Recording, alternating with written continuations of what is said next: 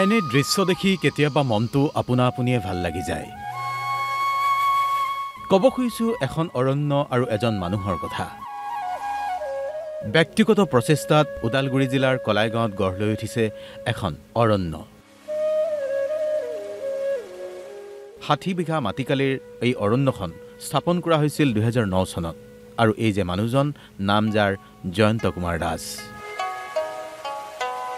কলাইগাঁৱৰ প্ৰয়াত মুক্তিযোদ্ধা পানীৰাম দাসৰ পুত্ৰ জয়ন্ত দাসে একক প্ৰচেষ্টাৰে গঢ় দিছে ৰাজ্যৰ ভিতৰতেই একমাত্ৰ ব্যক্তিগত জৈৱ বৈচিত্ৰ্য উদ্যানখন।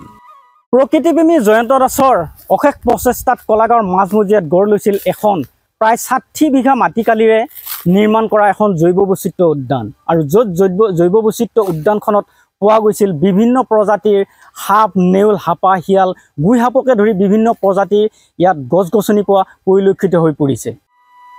ওদালগুৰি জিলাৰ বহু শিক্ষাৰ্থী আহে এই জৈৱ বৈচিত্ৰ্য উদ্যানখনত পৰিৱেশ সম্পৰ্কীয় অধ্যয়নৰ বাবে।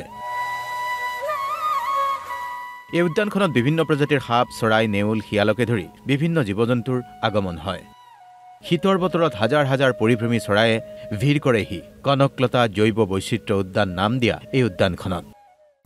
2009 চনত দেউতাই এটা ক'লে যে মোৰ যথেষ্ট বয়স হৈছে, ইয়াত এখন জৈৱ বৈচিত্ৰ্য সংৰক্ষণ এটা অনুষ্ঠান পাতিব লাগে। তাৰ কাৰণে মই এই 60 বিঘা মাটি ইয়াতে দিব বিচাৰিছোঁ। আমাৰ সচৰাচৰ কিছুমান বস্তু যিটো আপোনাৰ হাবিত নাথাকে, যেনে জহামালটো বা লক্ষী ফেঁচাটো, এইবিলাক বনত এইবিলাক নহয়, এইবিলাক মানুহৰ আশে পাশেই থাকে। কিন্তু এইবিলাক বস্তু সংৰক্ষণৰ কাৰণে এইখন এখন ক্ষুদ্ৰ অৰণ্যৰ নিচিনা।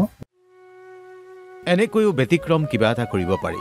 যিটো সময়ত চৰকাৰী বনাঞ্চল এফালৰ পৰা বেদখল হৈছে, নষ্ট হৈছে, সেই সময়ত কলাইগাঁৱৰ প্ৰকৃতিপ্ৰেমী জয়ন্ত কুমাৰ দাসে একক প্ৰচেষ্টাৰে গঢ় দিছে এখন ব্যক্তিগত খণ্ডৰ জৈৱ বৈচিত্ৰ্য উদ্যান,